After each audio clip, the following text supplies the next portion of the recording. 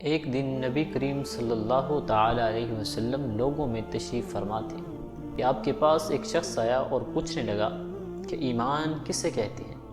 آپ صلی اللہ علیہ وسلم نے فرمایا کہ ایمان یہ ہے کہ تم اللہ پاک کے وجود اور اس کی وحدانیت پر ایمان لاؤ، اور اس کے فرشتوں کے وجود پر، اور اس اللہ کی ملاقات کے برحق ہونے پر، اور اس کے رسولوں کے برحق ہونے پر، اور مرنے کے بعد دوبارہ اٹھنے پر ایمان لاؤ۔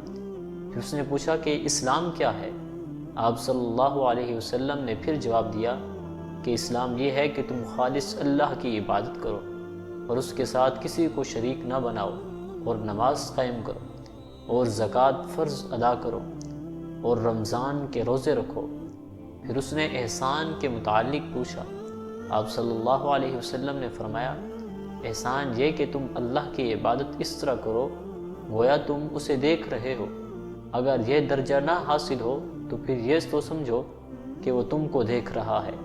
پھر اس نے پوچھا کہ قیامت کب آئے گی؟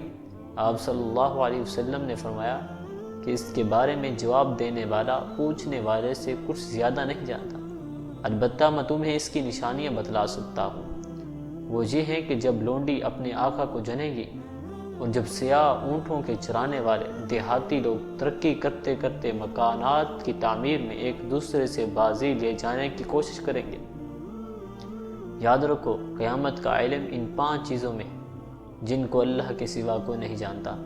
پھر آپ نے یہ آیت پڑھی کہ اللہ ہی کو قیامت کا علم ہے کہ وہ کب ہوگی۔ پھر وہ پوچھنے والا پیٹھ پھیر کر جانے لگا، اور آپ صلی اللہ علیہ وسلم نے فرمایا کہ اسے واپس بلا کر لاؤ۔ لوگ دوڑ پڑے مگر وہ کہیں نظر نہیں آیا۔ آپ صلی اللہ علیہ وسلم نے فرمایا کہ وہ جبرائیل تھے جو لوگوں کو ان کا دین سکھانے آئے تھے۔